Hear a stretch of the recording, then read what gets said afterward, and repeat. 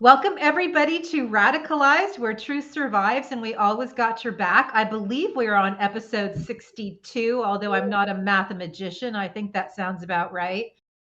We have an incredible, brainy guest that we're going to be introducing our audience to, who has written a book that essentially talks about the theater of cruelty that we're seeing both from the extreme right on from the US as well as from Russia. And we're going to be talking about the intersection. So we're super excited about that. So stay tuned for Alexandar Mihailovic.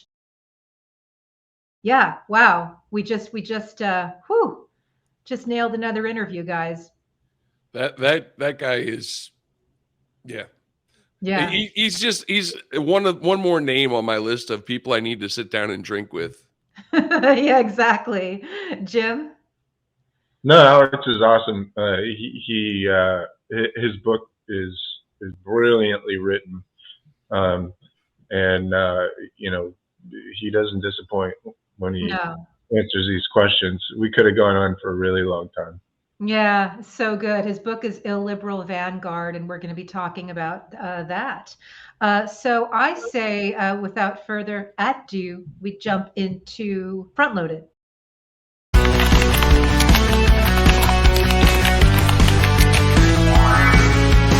Front Loaded. In all my excitement to talk about our interview, I forgot to say I'm Heidi, that's Jim, and that's Hi-Fi. Yeah. You guys know us by now. All right, so let's jump into Digital Gangsters. Byline Supplement just dropped a super hot story. It's a report on Digital Gangsters by Ian Lucas, a former MP.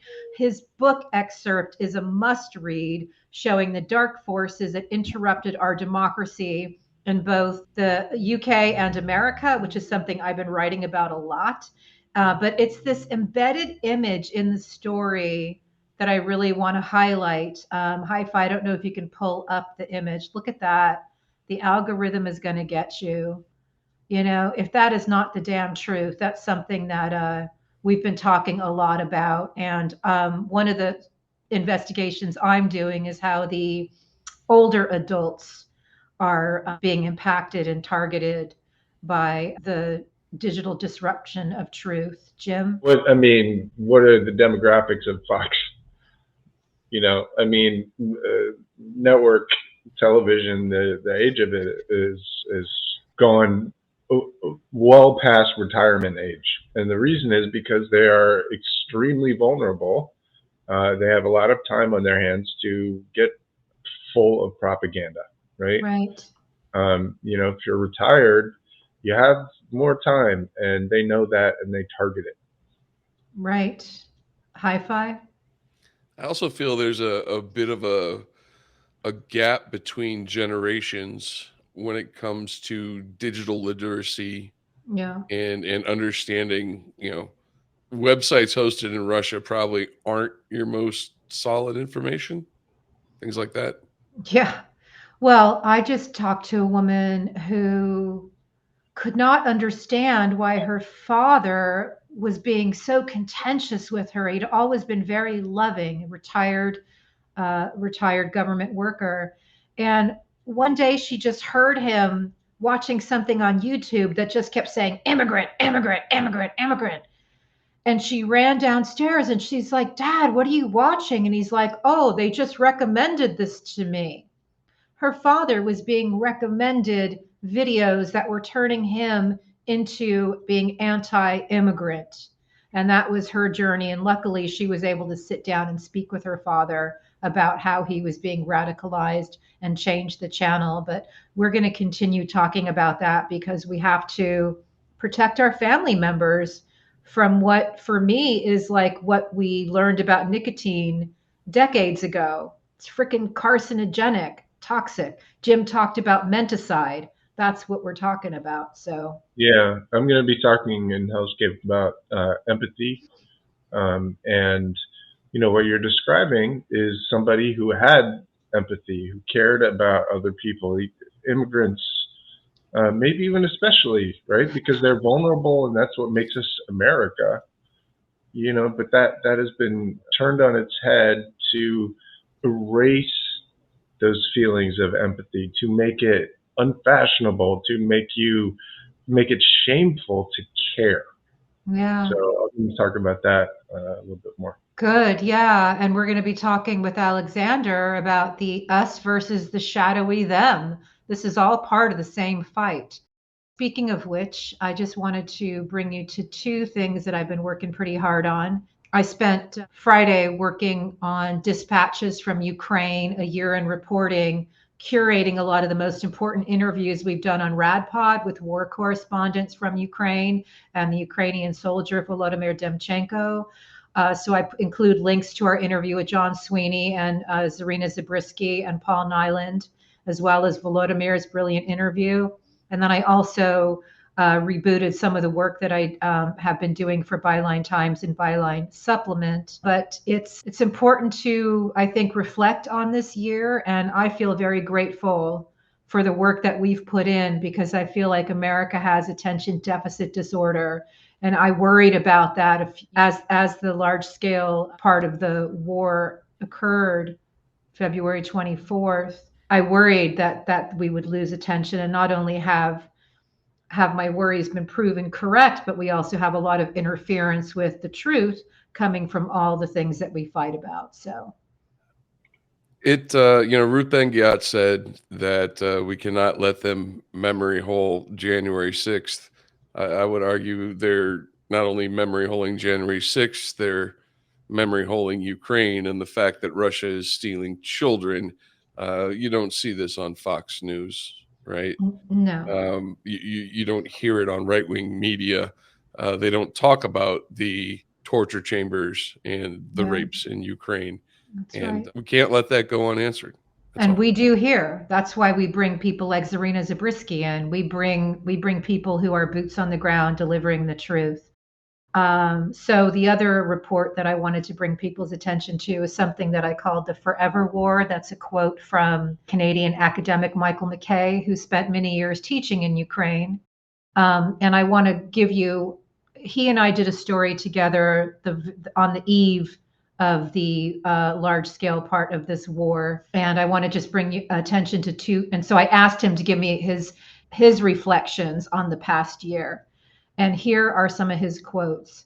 Russians are waging war to commit genocide, to annihilate the Ukrainian and also the Crimean Tatar peoples.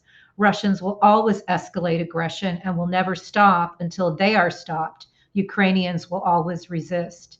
He said that is why the West was to give more than is asked for and stop giving too little too late. And the thing he ended with, which I thought was so incredibly profoundly beautiful and important, was he said, if we restart the arsenal of democracy and provide every weapon to the armed forces of Ukraine, Ukrainian defenders will win a victory we will be celebrating in the liberated cities of currently occupied Europe. Wow. And that is front loaded, right? I can't add anything to that. So let's move on to the word phrase of the week. And for the word phrase of the week this week, I decided to go with a Ukrainian phrase because we've taught our audience plenty of Russian. And I spelled it out here phonetically. And if any of our Ukrainian listeners want to correct me, please do. But this phrase is Ruski voyeni korabl idi nohoy. And that, of course, means Russian warship, go fuck yourself. I thought there was going to be some yo mama joke in there somewhere. Oh, I love that. Ruski voy any kor abul edi no hoy. I love it.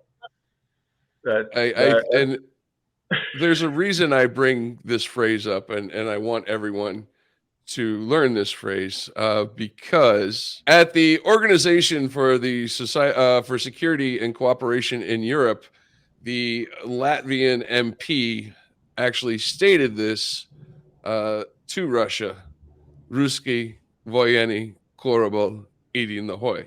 And I think that is very, very, very well warranted. As a matter of fact, that should probably be the response to any statement from Russia at this point in time. So that's your word phrase of the week this week. Well done, Hi-Fi. I am just I sending you. love it. I love do it. too. I have to say that the English version can also be acceptable, right? Mm-hmm. Russian words, go fuck Go fuck yourself, yourself. is I think also acceptable. Because Hi-Fi. sometimes it's difficult to. So, true. It is difficult to learn. However, if the State Department started issuing statements, I would hope they would use the Ukrainian in response to Russia's whatever lie they're peddling this week. Exactly.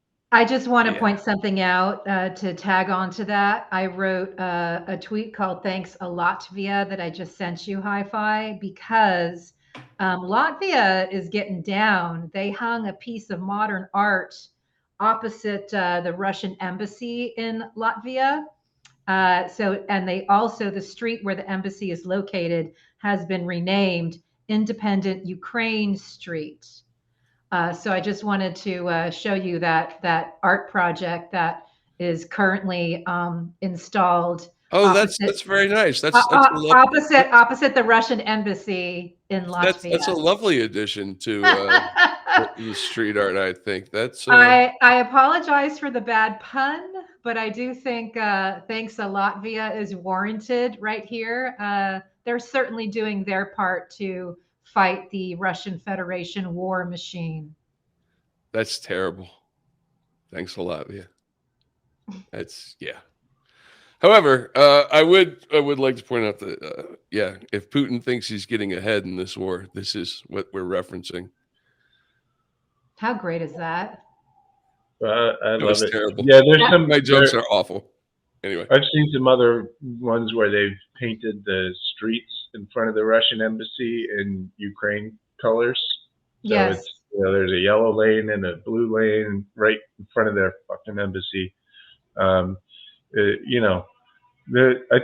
is, I think, still universal, or not universal, a deep majority of people understand what's really going on there. All right, Hi-Fi. That was a very robust word phrase of the week. Now let's go ahead and jump into why it matters.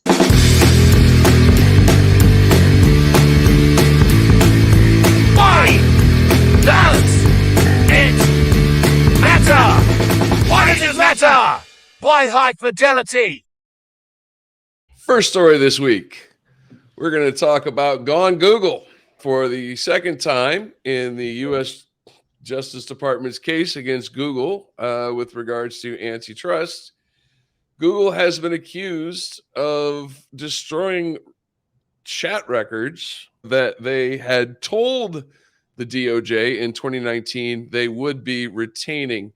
This, if this sanctioning goes through on this charge, this will be the second time that Google has been sanctioned in this case.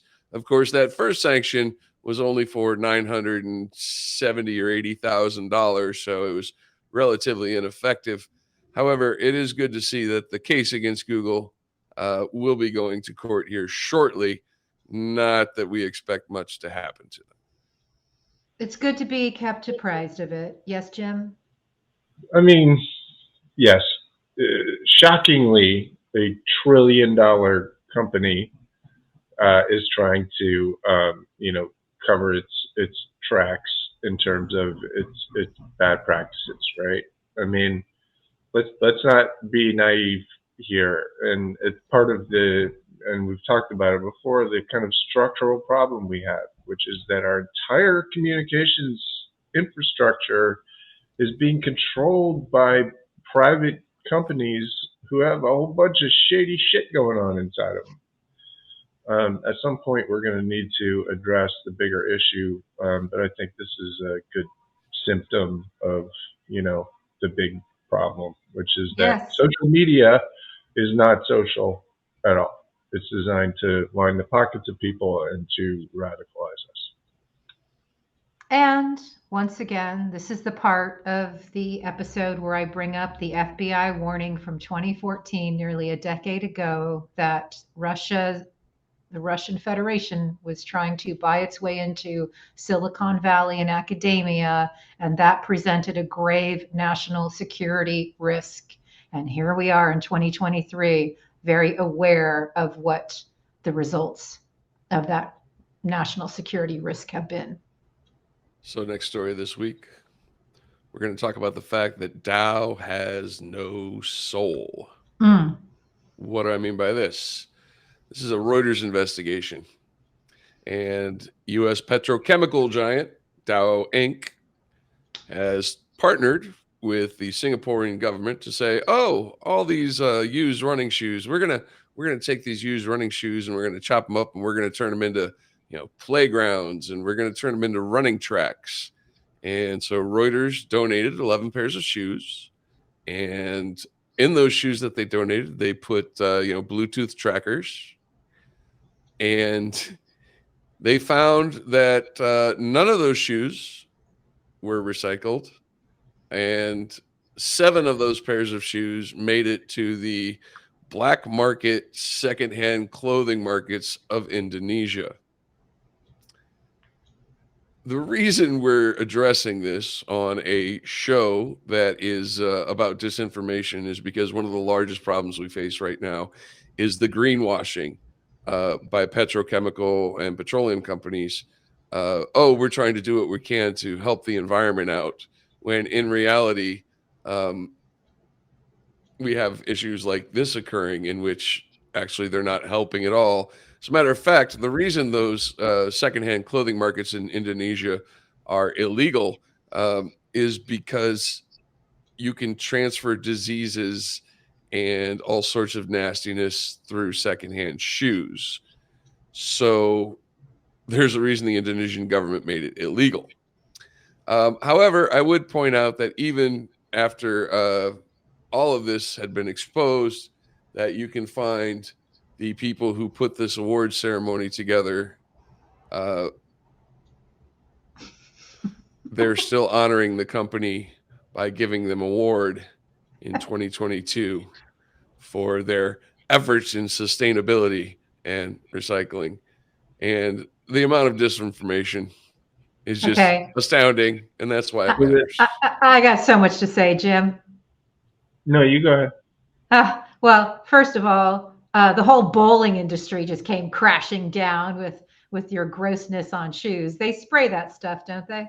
But because Reuters is affiliated with TASS, I have to wonder what the intention was behind that story. Could it have been a Russian petrochemical company that wanted to make a U.S. petrochemical company look bad? I don't know. It seems like a very strange thing to do. On the other hand, if they're not doing what they say they're supposed to be doing, that is greenwashing and that is bad. So, yeah, I mean, look, there could be all kinds of reasons for it, but there is a simple reason, which is that they are, they put propaganda out about being sustainable and doing all of these things that, are going to be positive for the environment, but it's a fucking smokescreen. It's just a bunch of nonsense that they throw up there while they continue to extract dead dinosaurs from the ground at the expense of fucking humanity. And, and it is relevant to everything we say, because the apocalyptic rhetoric, all of the end times bullshit that we're seeing is connected to the oil and gas industry, because they don't want you to care about the earth. They don't want you to care about the environment. They want to burn it because they think it won't matter for them because they're rich enough, and who cares? Well, that's why it matters to me. Yeah. And Jim and I being here in Southern California, dealing with the ravages of climate change at the moment, that couldn't have been, a more astute observation. Final story this week: the FTX fallout is fire. Ooh. This story comes to us from CNBC, and Sam Bankman-Fried has been hit with 4 new criminal charges. And the reason this story is very important is because 2 of those charges are related to straw man political donations. And the reason those political donations are so important Yes, we know that Sam Bankman-Fried was a large Democratic donor. As a matter of fact, the right part of the political spectrum was very intent on making it known that this huge crypto fraud was attached to Democrats. However, it turns out that one of the straw man donations he made, to the tune of something like $20 million, was dark money that went directly to the Republican Party. So the real problem we're looking at here is billionaires who are playing both sides of the political spectrum, and apparently they're doing so for political theater. That's why it matters. The real point of that story is Citizens United and the dark money infection. I just wrote a piece called Haunted Cities, where I cannot look at our beautiful cities anymore the same way, because what I see is the infection of dark money. So good story, Hi-Fi. Thank you. So I wanted to do a slight rant on Sam Bankman-Fried as he, is exposed for the absolute corrupt fraud that he was from the beginning. Sam Bankman-Fried is a product of an idea called long-termism. Long-termism is the idea that rich people, especially rich white men, are so smart and so visionary that they should be able to make decisions for the rest of us that hurt us in the short term, because the long term, because all of these future people are going to benefit, right? And they have self-appointed themselves to be in a position to take our fucking money and decide what to do with it. And Sam Bankman-Fried is at the center of that. Guess who else is? Elon fucking Musk. Elon Musk and Sam Bankman-Fried are the same person. Rich, white, privileged men who believe that somehow they are invested with godlike powers. They are not. They are malignant fucking narcissists, and we need to get rid of them. Thank you for coming to my Sam Bankman-Fried TED Talk. I would also like to point out something, that another person who's caught up in the whole FTX scandal and everything is a favorite individual of mine, Mr. Is this Peter Thiel. a Peter Yes, it Thiel is. moment? Oh, hi. Thanks for checking in. I'm still a piece of garbage. Yes, he is. Yes, he is. Yes. You heard it here, folks. He's coming back from the morning zoo. Well, Morning Zoo. That's a hellscape. I don't know if he. Oh, yeah, that's a hellscape. I was going to say he has not been looking well, as Jim pointed out. So I don't know if he's growing a conscience or what's happening. But No. He looks like he's made of acrylic now. If you haven't seen him, because he's had something. Well, that's because we're putting him in his own hellscape. Jim Stewartson's hellscape. Oh, fuck. All right. So today I want to talk about empathy, but I'm going to start in an odd place. Scott Adams, the cartoonist. But you've seen his fucking cartoons for decades, right? My kids had books, and they would laugh about them, and in bed at night before they went to bed. Fucking cartoon, right? Scott Adams is now the head segregationist speaker for the fascist, libertarian, fucking Republican Putin party. I mean, he said the quiet part so loud that he got himself deplatformed from all the fucking newspapers that his goddamn cartoon is in.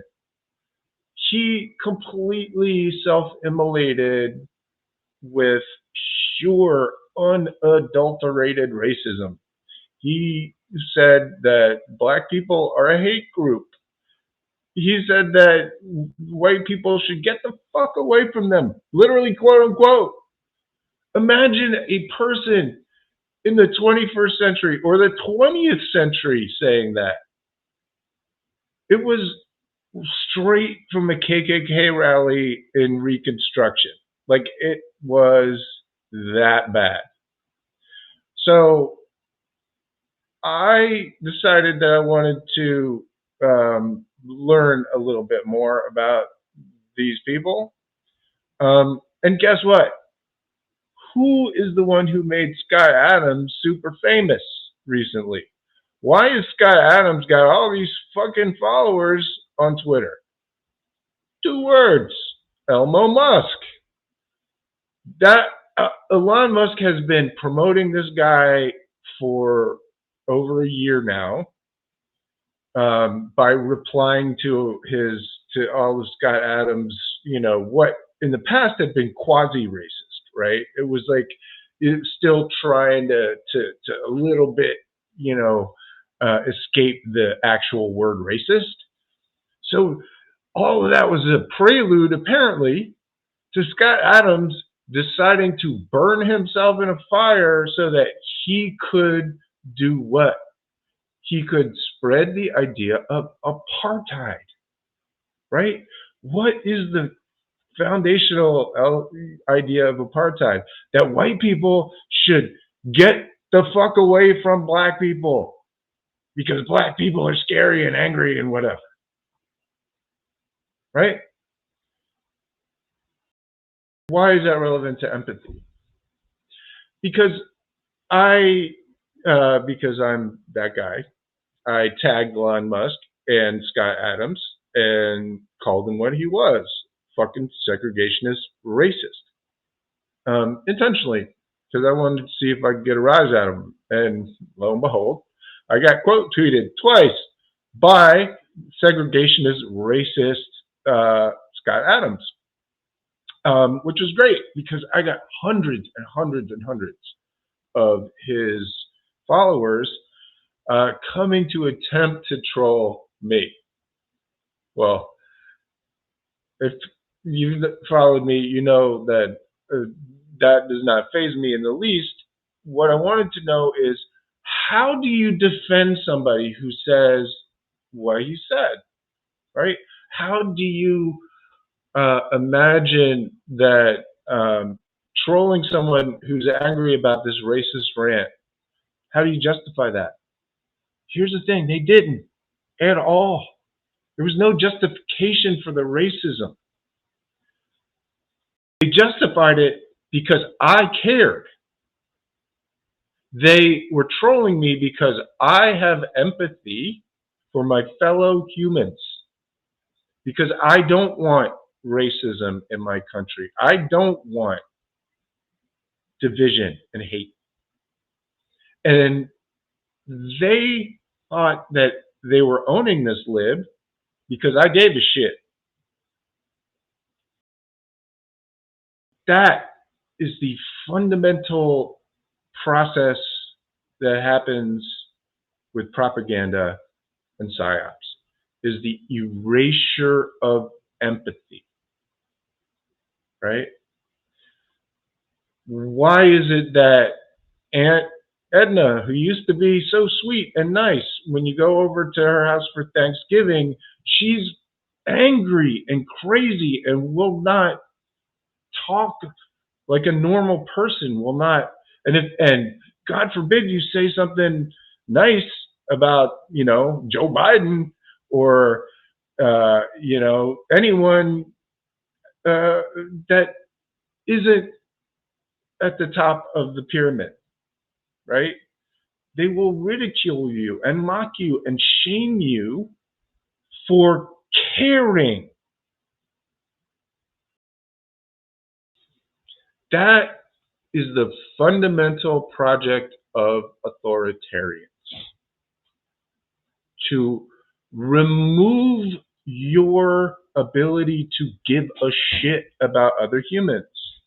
Why? Because the more freedom you have, the more caring you have, the less power that they have.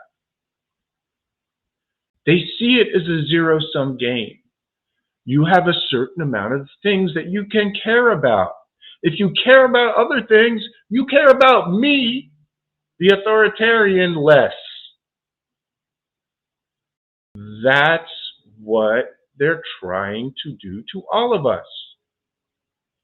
That's why all of Scott Adams fans who have been radicalized through this wormhole all the way out the other end to segregation, that's why they have no empathy, because they've been put through this process where if you show emotion, if you care, if you are optimistic or positive or anything other than nihilistic and angry and rageful and hateful, you are to be shunned. We've talked before about radical empathy on this show. Just giving a shit is radical right now. That's why we're called Radicalized Pods. We're fucking tired of it. Tired of people not caring. So I wanted to just bring this little incident to people's attention. Scott Adams has, like I said, he's burned himself in a trash fire, which is great, as it should be, and that gives me hope. Gives me hope that at least USA Today is not going to be putting fucking Dilbert in their newspaper tomorrow. That's good. But we have so much work to do. Because guess what? I haven't seen a goddamn thing about Scott Adams' segregationist rant, nor his ties to Elon Musk, the former richest man in the world who controls Twitter. So I will just end on this. Be radical. Just care. That's all you got to do.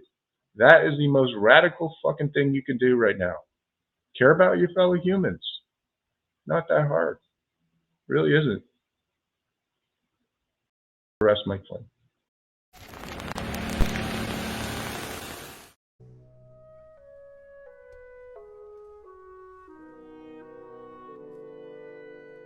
Wow, we are so excited to have Alexandar Mihailovic with us. He is a scholar and author of this book, Illiberal, Vanguard.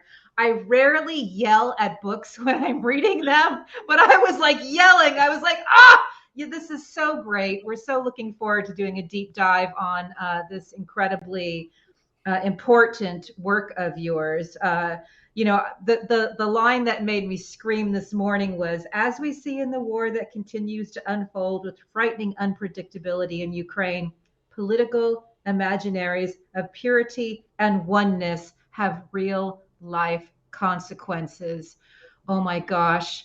Let's just start there. First, please tell our viewers a bit about your background and give them sort of the high concept of what they can expect from the book. And then we're going to start with that line and continue on. Thank you for the very kind words, Heidi, about the project. And I'm so glad that you found the book interesting and provocative in a good way. I'm a first-generation American. My parents were immigrants from Eastern Europe. They were World War II refugees. I was born and raised, however, in Chicago. My background is not Russian. It is Serbian. I'm a Serbian American. And I've been doing various things over the years in terms of my research, very different things. I wrote an article some time ago about Paul Robeson in the Soviet Union. I became interested in the way that many Americans respond to Russian culture and Soviet culture, both positively and negatively, and what resonates with them and what in some ways is kind of obscure to them, the things that they don't see. What really got me interested in this project was dissident subcultures in the late Soviet Union and in the 1990s in the Russian Federation. My previous book was about the group of nonconformist artists and writers and musicians also in St. Petersburg called the Mitki. And they set up this kind of, collective of people who wanted to confuse their audience ideologically. Are we pro-Soviet? Are we anti-Soviet? Are we traditional? Are we Dadaist and innovators aesthetically and politically? What the hell are we? So it was a kind of a playing with audience response. And the audience essentially becomes a part of the project, determining what the work means.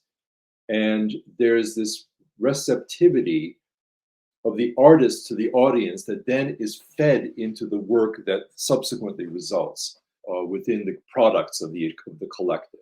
So there's this kind of symbiosis that's very interesting, that requires, in some ways, the artists and the intellectuals to be very humble, and in some ways to evacuate their egos. And they have to be good listeners. So how did this serve as a kind of a jumping off point for me for this book? Because it seems to me that the movements that we're talking about, the United States and the Russian Federation, of the far right and the alt-right, and radical conservative movements, claim to do the same thing in some ways. They claim to be resonators, tuning forks, lightning rods for a certain constituency that otherwise doesn't have a voice, while at the same time doing something that is very different from that. In reality, what they're doing is dictating what their audience should be thinking and should be doing, while making this claim of being advocates for them. But in fact, their audience becomes advocates for these leaders and this kind of new intellectual cadre or elite. One of the things that I was very keen to do in the book, and it seemed to me to be missing from many discussions of radical conservatism in the US and the Russian Federation, to give a sense of the hierarchical preoccupations of this elite. And also that elitism is actually not anathema to these movements, even though many of these people claim to be anti-elitist, to be fighting against elites that are concentrated in urban centers. In the Russian Federation, this is expressed in the educational and internet elites that are in St. Petersburg, Moscow, and Novosibirsk, which is the third largest city. And that's a city that's associated with a university. It was essentially built in the Soviet Union to be a major research center for a variety of scientific projects, some of them top secret for the Russian military, for the Soviet military, I should say. And what's important here is that the talking point is that we are not interested in any of those people in the major cities. We are going into the depths of the countryside. We are going outside these urban centers. We are going into the culture of the non-elite. Right?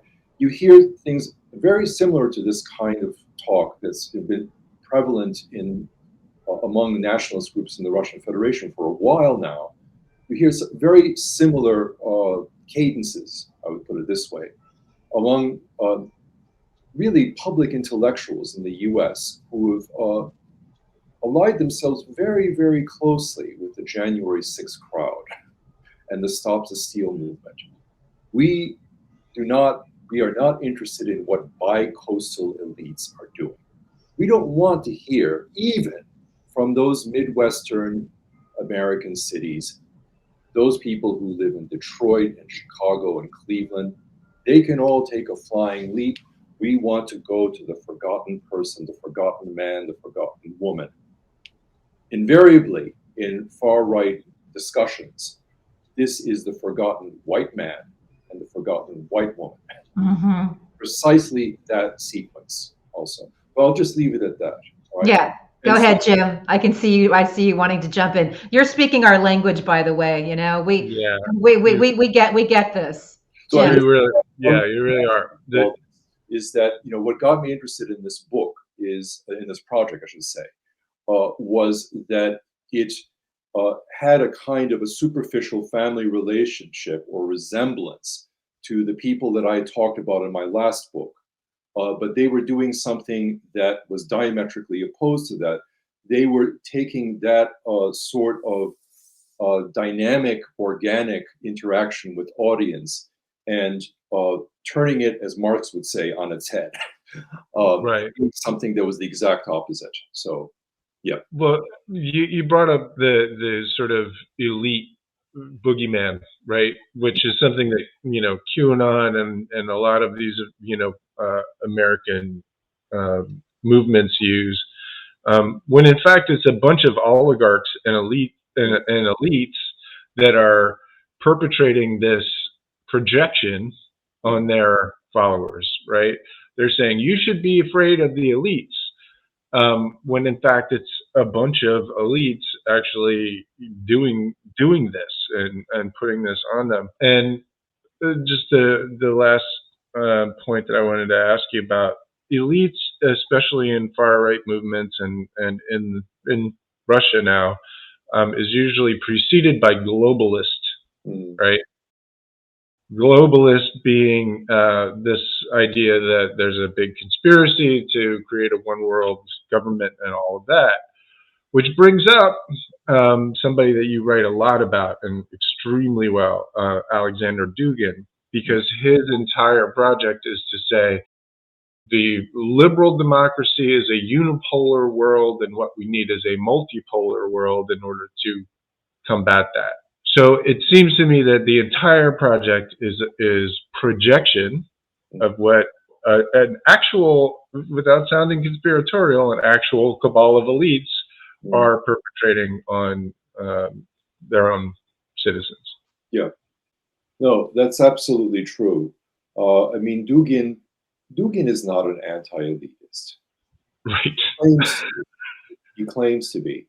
But he is actually very caught up in this idea of a kind of, or I would call it an organic Praetorian Guard of the values of a Eurasian empire.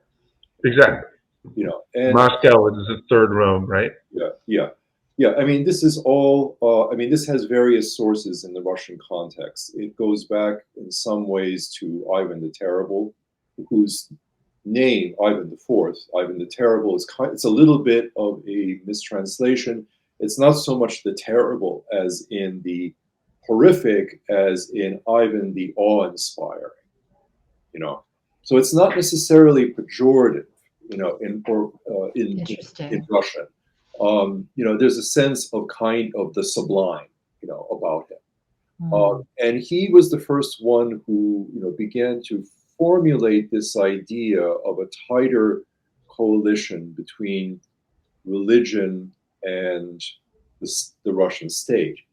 The interesting thing historically is that, strictly speaking, there was, in the administrative terms that we would understand today, there was separation between church and state in Russia until 1722. Or actually more specifically 1721, when Peter the Great dissolved the Russian Orthodox Church and reconstituted it into a kind of department of the government. So Dugin is coming from that sort of orientation of looking for a sort of thoroughly integrated sense of Russian political self, where religion, political existence, material life, they're all somehow a part of the same package. You know, he's basically a kind of an aggregator of these ideas, from Ivan the Terrible, from Dostoevsky, from Lev Gumilyov in the 20th century, right, who was the first person who kind of propagandized the notion, you know, the whole doctrine of Eurasianism. Anyway, I'll just leave it at that. So I have a question for you. You talk about how they brought the church and the state closer together, and I kind of feel like Vladimir Putin is an evolution of that, such that he brought not only the church and the state together, but he also brought in the third arm of this unholy trinity, the mafia or the bratva. Right? Can you talk to us about that a little? Well, this is a very tricky thing to negotiate within the Russian context, because the Bratva, the mafia, is opposed to the state. The central argument is that the state is holy, from the point of view of someone like Dugin. And if you have someone who breaks the law, you are really creating a situation of resistance. Even if the law that's being broken is not a political one, there is this big distinction within Russian carceral or penal history between the politicals and the common criminals. But what they both have in common is really defiance of the structure of the state. So how do these people then become, in some way, kind of the conscience of the country? They do this by Madness. Well, there's a very kind of sophisticated argument that then comes into play, which is that, yes, these people are opposed to the state. Yes, they are rebels and defiers, but they, through the example of their outspoken lives and principles, they embody the core beliefs of the Russian nation. Wow. Yeah. That's a trip. Yeah, it's very interesting, and one of the things also that's very significant, it seems to me, is that Yev Gumilyov himself served decades in the Soviet prison system. Right, he was the son of the great poet Anna Akhmatova and Nikolai Gumilyov, and he was a polymath. He was a highly accomplished student of indigenous peoples in the Soviet Union. And in many ways, his experience of being in the Soviet prison system, in the Gulag, formed his whole understanding of a kind of organic community that reflected a Eurasian sensibility.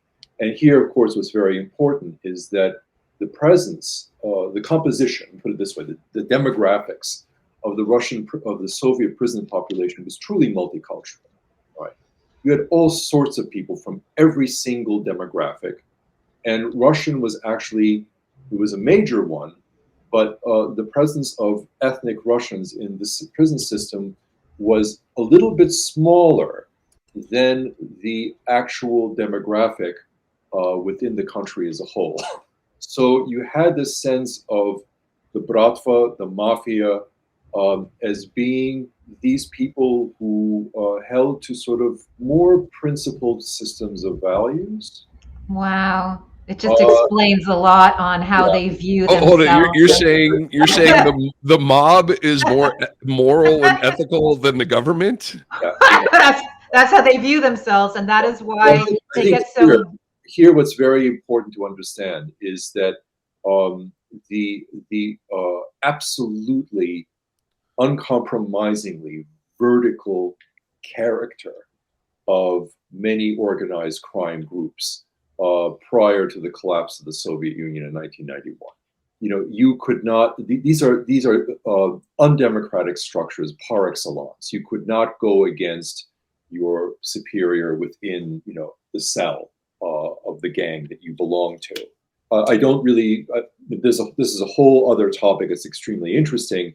It is interesting. But it's quite different from the US and the Russian Federation are the countries that have the two largest prison populations in the world. But the American prison population is a little bit more diffuse in terms of its political identity, it seems to me.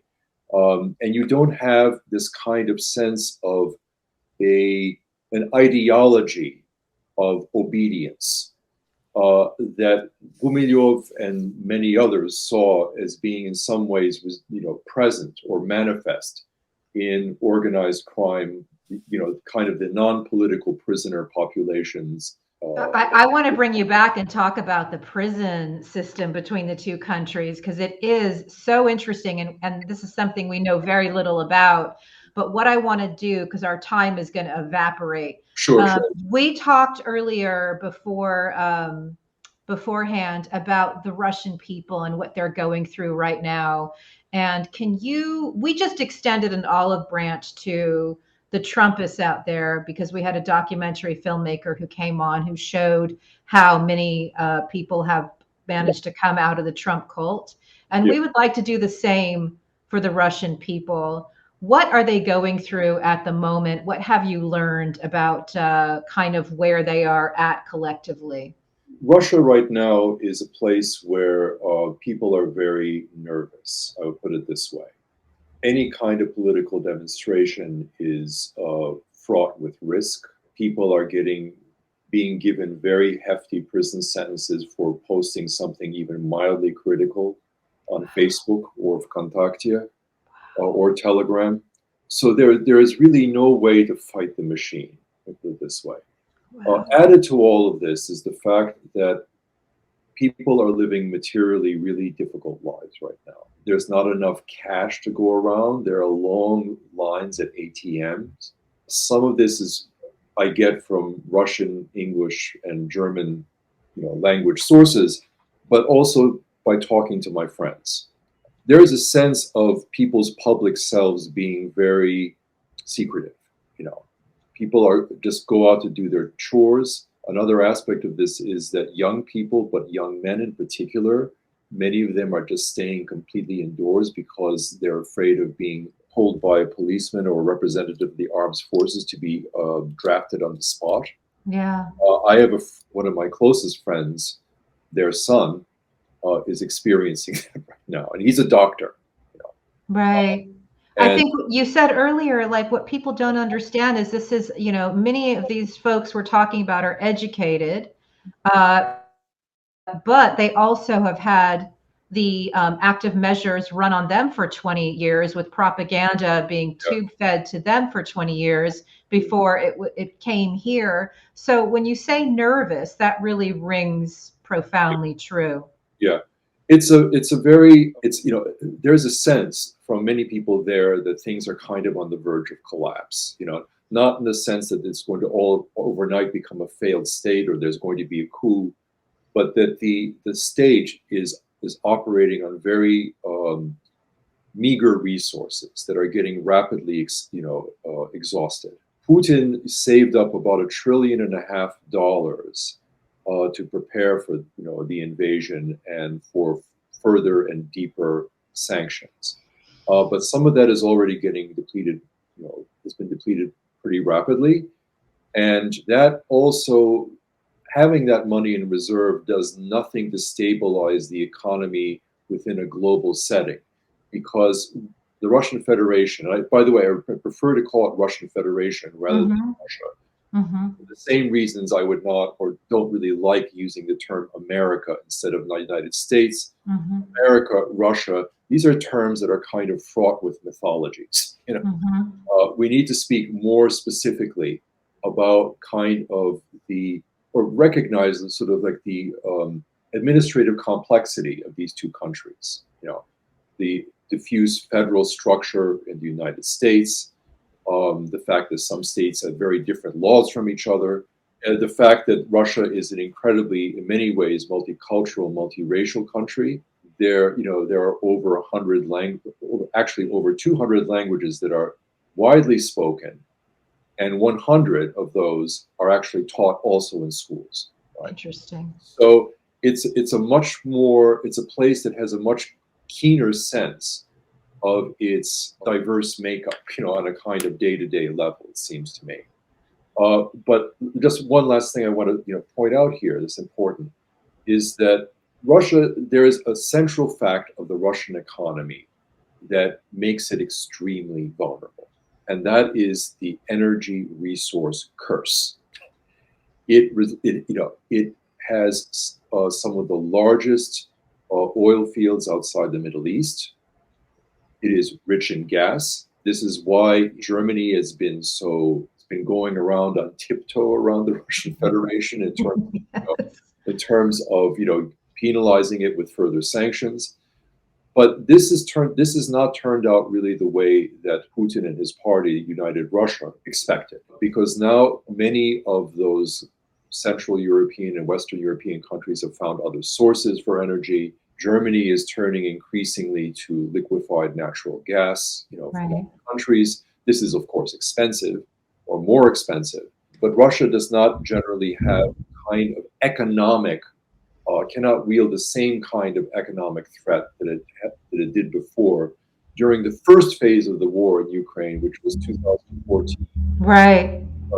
February of last year. I'll leave it at that. I'm sorry. I'm just kind of. No, it's all very interesting. Jim, go for it. Yeah. So you brought up 2014 and the invasion of Crimea by GRU Spetsnaz soldiers, which brings up someone that I've been extremely interested in for several years now, which is Mike Flynn, who was head of the Defense Intelligence Agency at the time that Putin was able to invade Crimea with no resistance whatsoever from anyone. Mike Flynn, that's a whole long story, in my opinion, the worst traitor in American history. And he now has a Christo-fascist QAnon tour that goes around the country radicalizing people. And that tour is named directly verbatim after Alexander Dugin's book, right? So Mike Flynn named his tour The Great Awakening versus the Great Reset. Alexander Dugin's book is entitled The Great Awakening versus the Great Reset. The Great Awakening, by the way, being a pure QAnon term, it's got lots and lots of history behind it. But QAnon took that as a slogan, right? And the book is both a pro-QAnon book, which praises QAnon as, being sort of revolutionary activists, but it also lays out a plan for civil war. The description on the book cover is, how do the heartlands of the United States rebel against the coastal elites, right? As we were discussing before. So yes, while Russia does not have economic influence and even the energy influence that it hopes for, it has a massive amount of influence in the United States because there are these infiltrations of Russian propaganda into our mainstream body politic. So I wanted to ask you, what sort of damage does it cause to be spreading these kinds of ideas and to be pointing people at the works of Nazbol Alexander Dugin? I think that the main damage is that there's a kind of a disregard for empirical realities. Like, I think that's the primary damage. You are really indulging in forms of fabulism. Yes. I mean, let's not forget what the source of the adrenochrome detail of QAnon was. It is Hunter S. Thompson's Fear and Loathing in Las Vegas, which I read when I was in high school. And which I just want to say thank you for that.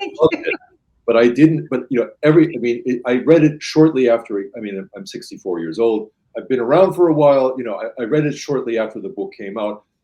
Nobody at that time considered the ingestion of blood that Thompson describes as the ultimate high as being a real thing. And this was even in the heyday of, there are aspects of, recreational drug use that can be okay. It could be transformative in positive ways, but nobody took that seriously. Now somehow this has had a second life.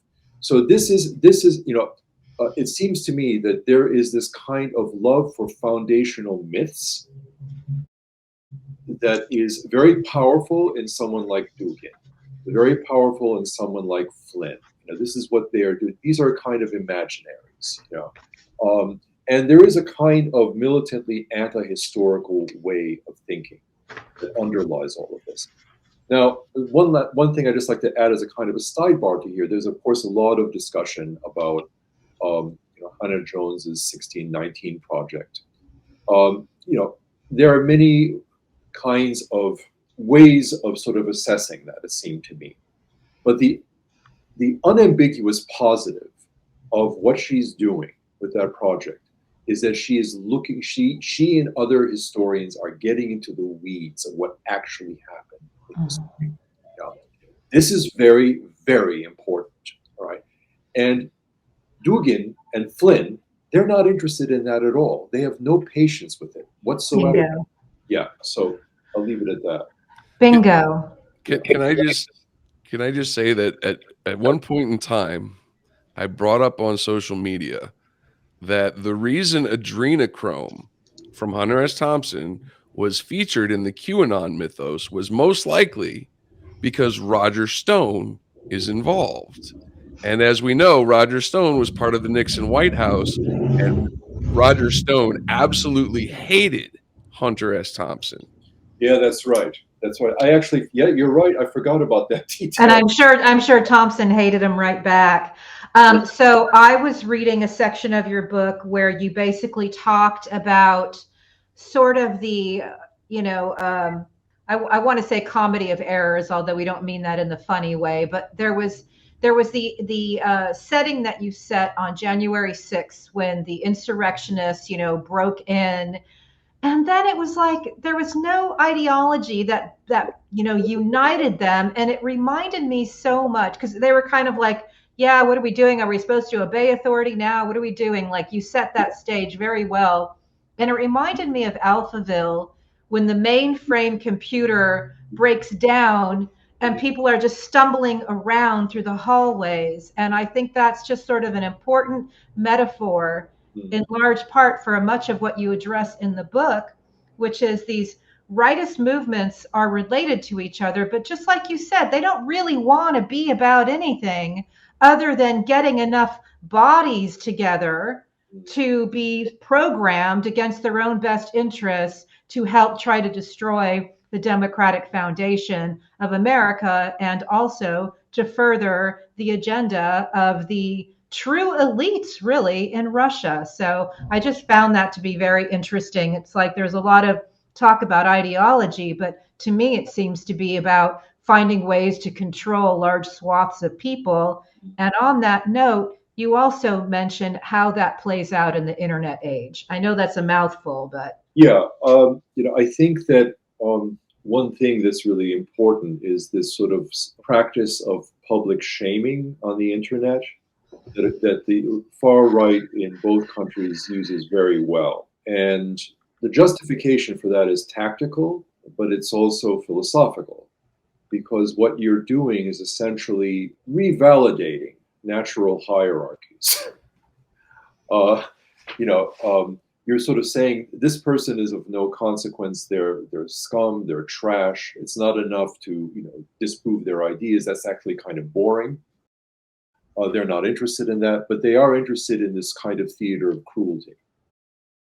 And so I think I see this all the time, really, looking at the Russian internet, looking at not so much Facebook for Russia, but Vkontakte, and also on really Twitter, which since Elon Musk took over is really, given a sort of a steroid boost to all sorts of, people on the far right, the kind of the congeries of resentment, dissatisfaction, and boiling rage. that's just I'm taking notes as quickly as I can. Yeah, that's the soundbite right there. Theater of cruelty. That is our theme. That is where we are going with this. It is so true. We've all been targeted by it, so it hits quite a nerve with this particular team. Yeah. Speaking of theater of cruelty, I think it would be absolutely remiss of us if we didn't mine your brain on your thoughts on Steve Bannon and his contributions to this theater of cruelty, because I know that you do pretty much a deep dive on what he's doing. We here think he's somebody who's quite a danger to our world. Yeah, I think that Bannon is still a key figure, because he he's considered to be a warrior by many of these people. And then, Jim, I'm sure you have more things to say about this in terms of the gaming community. The way in which, he tapped into that constituency, or in the beginning, he successfully did it. I think now, Oh no, he's still doing it. He's still doing it. Okay. Oh yeah.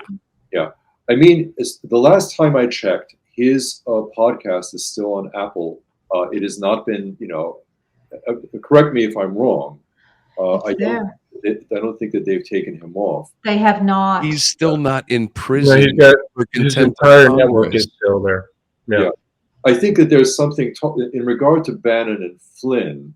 I think one very interesting and under-examined aspect of who they are and what they believe or think they believe is their Catholicism. So Flynn is from he's from the Providence, Rhode Island area. Rhode Island is, if I'm not mistaken, last time I checked, it is one of two majority Catholic states in the U.S. The other is Louisiana. He came from this actually apparently fairly devout background, but what is highly characteristic of people like Bannon, Flynn, Dugin, is that they come from backgrounds that have some sort of strong religious component, which if you take your religion seriously, you believe in that religion, you believe in that worldview. If you're a Catholic and you take it seriously, you're a Catholic. There are certain things that you believe in, right? Certain things that are important for you. If you're Russian Orthodox, what are some of the things that are important for you? The fasts, self-discipline, atonement, all right, and sort of the practice of scaffolding the spiritual self that has to do with a sense of humility, but at the same time, openness to others, all right? This is much more difficult. It's a very almost monastic practice, right? But when you actually look at what these people believe in, you see that Bannon, for example, doesn't seem to particularly respect Vatican II, all right? Even that's an understatement. We know. Yeah. Yes. I mean, the entire project of these guys is they're not Catholics. Their project is to destroy the Catholic Church as any sort of, good in the world. Flynn's personal priest is a guy named Carlo Vigano. Yeah. And Carlo Vigano, maybe you can talk a little bit about Vigano, because Vigano was literally the guy that Mike Flynn says is his main spiritual advisor. Yeah.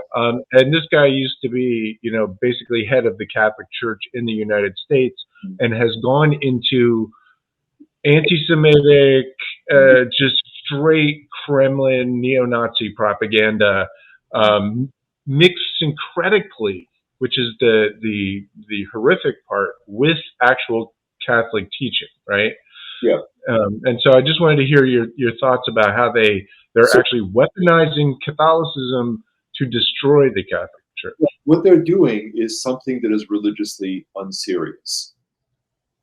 That's super important to point out. You can't have it both ways. Catholicism has a worldly head of the church, and it has one person, the Pope, who's head of this church. Which is not to say the faith does make it possible to critique whoever the presiding Pope is, but to sort of openly oppose them in the way of suggesting almost a schism with the church. This is basically kind of supermarket religiosity. You go from one aisle to the other, and you kind of throw in your basket the things that you like. Dugin is doing something very, very similar, it seems to me, because he is claiming, he and other members of the right-wing commentariat in the Russian Federation are claiming, among other things, that the head of the Orthodox Church, Metropolitan Kirill, is essentially subordinate to the head of the dominant political party, Russia United.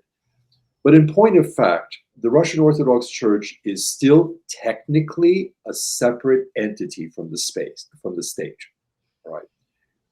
It is not at all like, it does not at all have the status of the Russian Orthodox Church between 1721 and 1917, where it was as I mentioned, it was like an arm of the state. It was like a department of spiritual affairs. Nor was it like the Russian Orthodox Church in the Soviet Union, where it was, completely at the behest of the state, right? It is still technically, administratively, structurally separate. But no, he wants to sort of go back to this use this earlier frame of reference.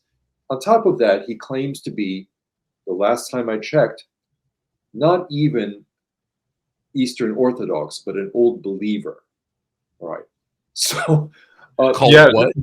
Back to the 17th century, not the 19th century. What He wants to go back to 1650, which is when the old believers split from the Russian Orthodox Church, right? Is that his version of "Make Russia Great Again" or something? So, Exactly. but what I'm hearing is a good way of putting it. Yeah, I'm sorry. A little from column A, a little from column B, whatever we can do to shopping cart religiosity is my genius. new phrase. Yes. Yeah, I love it. This is really interesting. So if you claim that your religion is something that is absolutely non-negotiable, as Flynn, as Dugin, as Bannon are all doing, you cannot indulge in this kind of smorgasbording of beliefs. Right. Anyway, I mean, this is also like Rod Dreher. He does this, and he, I'm not even going to, go into that whole rabbit hole at the moment. It's pretty clear what a, dilettante and, politically clueless individual he is. He's at the behest of Orban, Right. and he basically lives there at the moment. But about getting back, Jim, your question about Flynn, I think really important is to acknowledge, I guess we all need to acknowledge, and I've been trying to sort of wrap my mind around this, is the radical syncretism, eclecticism of what he's doing in terms of religion. His main point of reference is not even the Catholic Church. It is the New Apostolic Reformation, which is basically a kind of Presbyterian,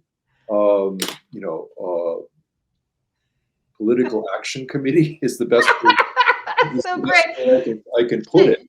Jim got on his radar because Jim noted that he basically took a cultic prayer from Elizabeth Clare Prophet, brought it into a Christian church, and Jim showed side by side these two prayers, and it wasn't very Christian or Catholic of him, and it really actually did expose him to be the Elmer Gantry type charlatan that we know him to be. But so you're again speaking our language. Jim, do you want to add to that? The NAR, the New Apostolic Reformation, is basically a network of prophets that are assigned from a kind of central committee as the people who are designated to spread Kremlin propaganda. The entire thing is a syncretism of Christianity. And so Mike Flynn, and we were talking about his tour, has a number of NAR prophets that go on stage during his tour and speak as if they're literally talking from God on stage, but they literally look on their cell phone to see the prophecies that they're getting from God. They get their prophecies on their cell phone and then stand on stage and claim that it's literally coming from God. And that's what the NAR is. I just wanted to add that context to what you're saying, because the NAR is now being spread as widely as Mike Flynn can possibly do it.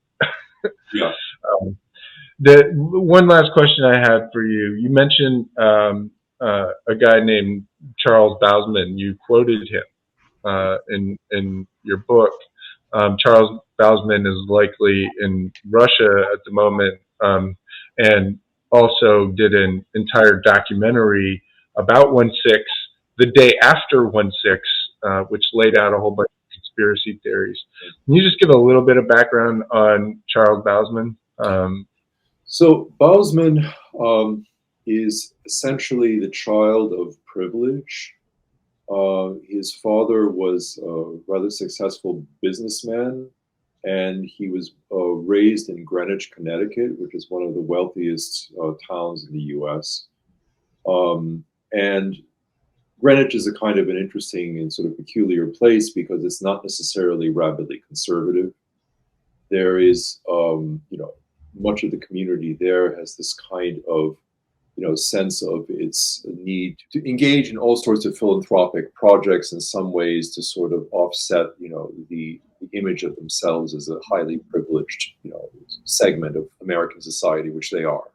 But he grew up as his profile, his biography, it seems to me, is quite, as a young man in high school and college, is quite similar to Stephen Miller's in the Trump administration.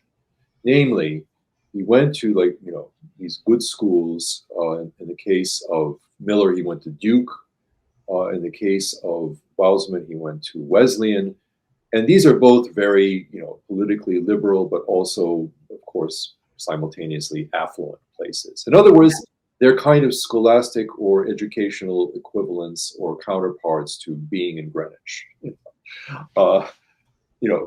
Privileged, elitist, but also in some ways trying to do some sort of good. And he was a kind of an enfant terrible in Wesleyan. He was, militantly conservative, tried to shock his fellow students. And he spent much of his early years in the Soviet Union. Oh, now I remember. His father was, I think, not so much a businessman, he was a journalist. I think he was the actual Moscow reporter for the AP. The AP, that's right. Yeah, right. He was I got a little bit confused because I was wondering how the family was able to live, in Greenwich on a journalist salary. But, back then you probably could. It was pre-internet, so he probably was making a fair amount of money as the bureau chief. So he was there, during many of the upheavals, of the late Soviet Union and the so-called wild 90s, which is a term that really applies not so much to all of the 90s, but usually like the first half of the 90s, up until 1996. Where people were either extremely poor or extravagantly rich, and you could have dentists becoming multimillionaires overnight just through knowing some people in the former KGB, things like this. Wow, yeah. So he witnessed all of that. What conclusions he drew from those sort of the kind of radical disparities, which were almost in some ways, I guess you could say they were like Weimar Germany, where people were either like struggling to eat, struggling to get anything to put on their table, or they were sort of fabulously wealthy. The political conclusions he drew from that are a little bit obscure, but it seems to me that one important element of this that it's not talked about in regard to Bowsman is that he witnessed the resurgence of the Russian Orthodox Church. Up until 1987, in Moscow itself, which is where he lived, there were only 40 functioning, or 45, I think, 45 functioning houses of worship in a city at that time of 8.5 million. So that's very small. There were about, I think, 38 Russian Orthodox churches. There was a couple of synagogues, one Catholic church, and a couple of mosques, and that was it. All of this changed. In his formative years, he would have witnessed really kind of an explosion of religious freedom, or what seemed to be religious freedom. You had churches popping up all over the city like mushrooms after a summer rain. Some of them beautifully restored, lovingly built, obviously, and there were aspects of that were not bad, I think, politically speaking. The Russian Orthodox Church didn't have necessarily this kind of militantly conservative identity that it has now. It had also of civic role, and somehow he took from that the Russian Orthodox Church, to which he is a convert, is a repository of fundamental values. So he identified himself almost everything he writes for Russia Insider has been in one way or the other touching upon Russian Orthodoxy as this kind of bulwark against political correctness, LGBTQ, non-traditional families in the sense, not even of anti-Semitism.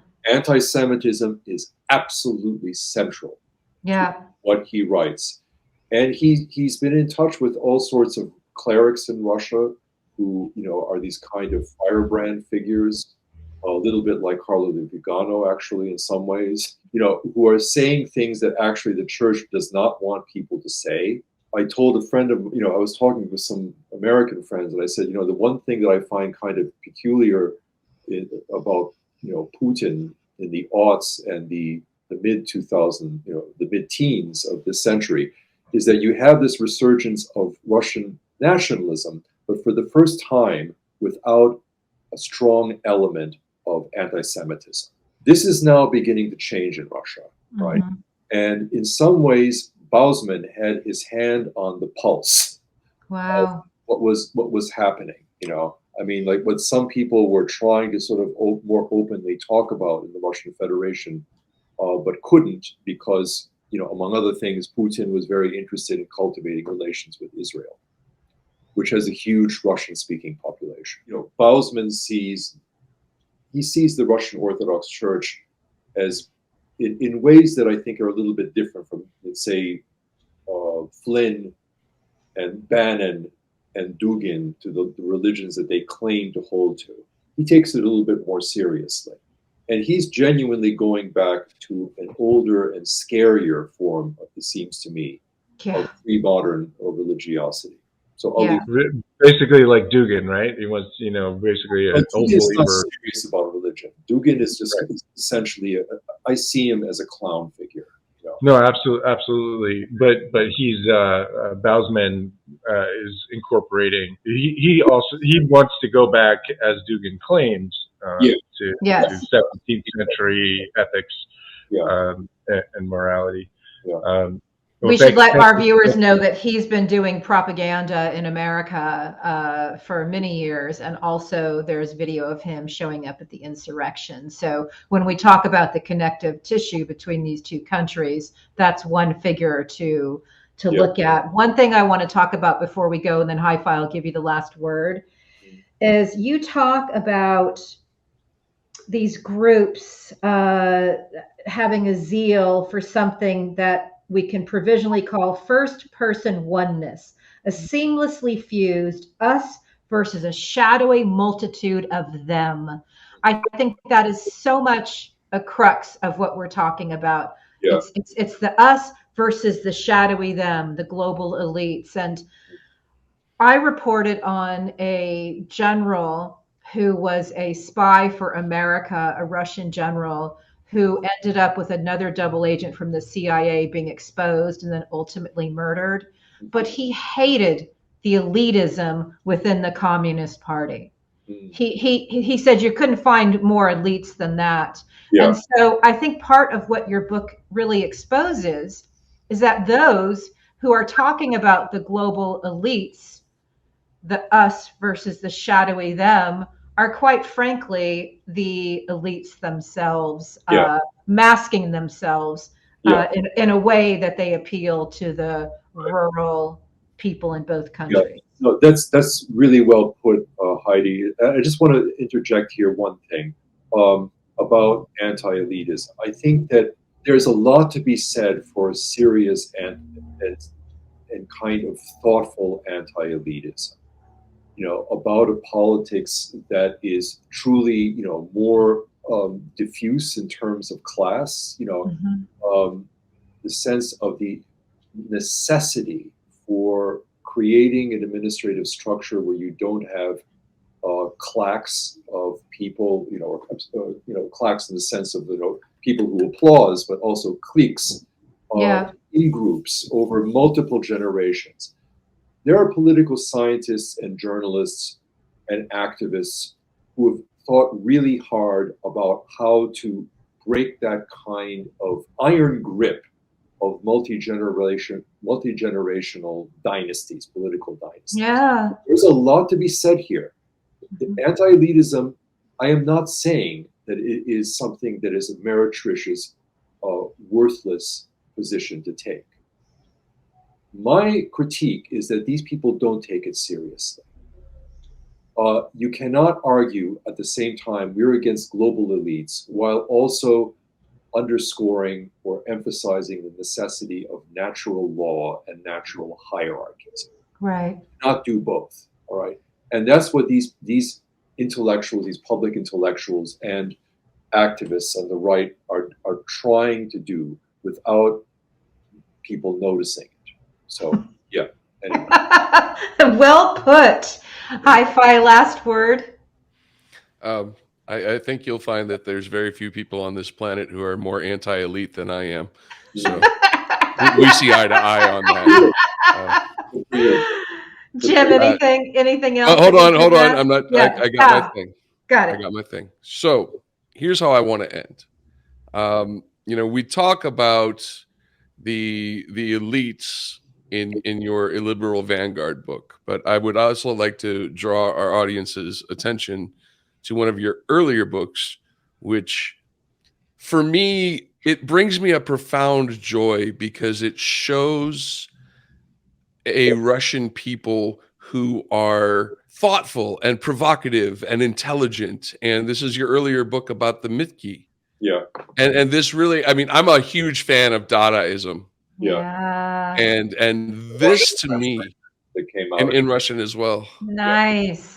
So tell me just a little bit, how did that movement come about? How is it received and where is it now? So, the movement came about basically as a result or in response to, a reaction to, put it this way, political and social stagnation, sense of youth. I mean, at that time, they were all young. They were like in their 20s and some of them were in their 30s, of a kind of intellectual vacuum. Right? So the status of the Soviet Union, ideologically in the 1970s and the 80s was highly peculiar. I'm talking 80s up to 85, the beginning of perestroika and glasnost. There were, of course, disarmament treaties that were signed between the United States and the Soviet Union under Nixon, which were very important and significant. At the same time, there was within the Soviet Union itself still this perceived need to present itself as a kind of bulwark of genuine political agency, democracy, and the voice of the global proletariat. What you would see around you in the Soviet Union did not in any way exemplify that. There was corruption at all levels. There was a mid-level bureaucratic elite that was completely apolitical.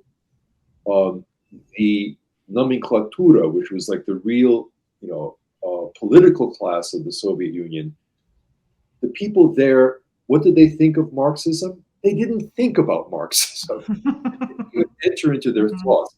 It wasn't even that they were opposed to it. It was simply not a part of their mental landscapes, put it this way.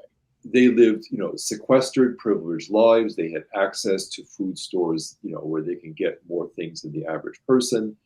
But I think the bigger issue here is even that touches upon what official policy you had about Marxism and socialism within the Soviet Union in the 70s up to 85, which is we are in the situation of developing socialism, a socialism that is working itself out, it's moving along.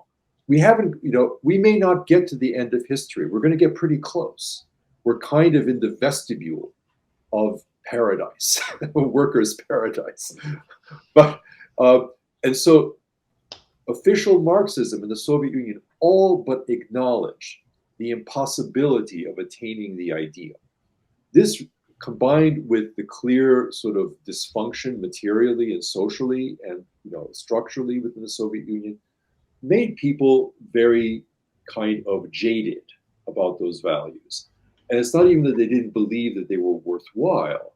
In fact, many of them were still very fond of like the principles behind the Russian Revolution, but that we need to create our own culture, right? And they also became very weary of the constant funereal atmosphere of the Soviet Union. Yeah. The sense of there was nothing to celebrate, there was always something to mourn, there was a sense of still the reverberations of the Second World War and all of its horrors in the Soviet Union. In particular, the people I wrote about, the Mitki, they were in Leningrad, which had a truly, in all of Soviet Russia, that was the one city that truly suffered in ways that were kind of almost apocalyptic. Right. This, multi-year blockade of the city by the Nazis, people, eating their pets, strange meat, quote unquote, suddenly appearing in the market. And what these people wanted was fun. They wanted lightness.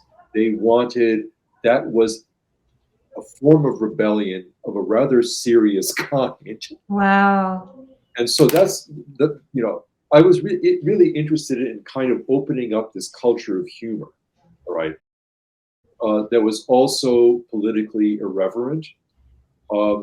Sadly, you don't see that kind of thing right now in the Federation. It's simply not possible. Thank you for that. I would be remiss if I didn't tell you I absolutely love classical music, and I know that you edited a book on Tchaikovsky. And I just have one quick question: is it true that on his wedding night he ran away because he was gay? Yes. Okay, thank you.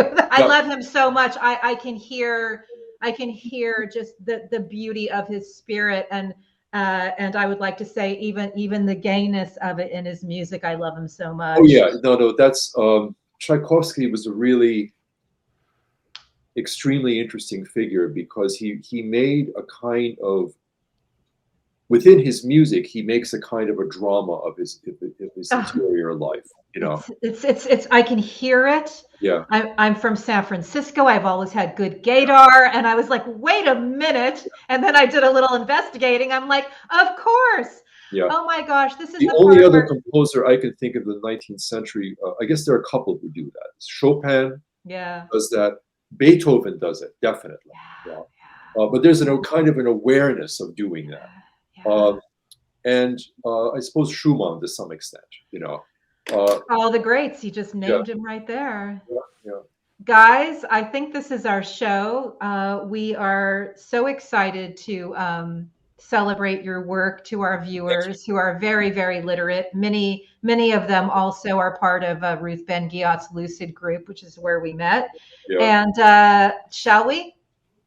Thank you so much for all your great questions, for reading my book and listening to what I had to say. I learned a lot from the three of you, so I very much appreciate it. It was a pleasure to have you, Alex, and really thank you for your work. And all the viewers, please buy and read this book. It's incredible. It's scholarly. It's dense, but I promise you, it is worth reading. Extremely well written, and the subject matter could not be more relevant. Wow, that was so incredible. And how about him telling us that he learned from us? A guy as brilliant as that saying, hey, he learned some stuff from us. That's pretty cool.